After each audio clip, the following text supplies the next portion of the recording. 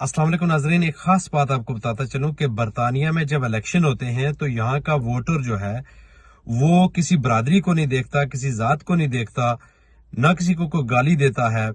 वो यहाँ की पार्टी के मंशूर और पॉलिसीज को देखकर वोट डालता है। और वोटिंग का अमल बहुत ही पुरअमन होता है। वोटिंग का अमल सुबह 7 बजे से लेकर शाम 10 बजे तक होता है। जिस वक्त जिसको टाइम मिलता है आराम से आते हैं, अपना वोट कास्ट करके चले जाते हैं।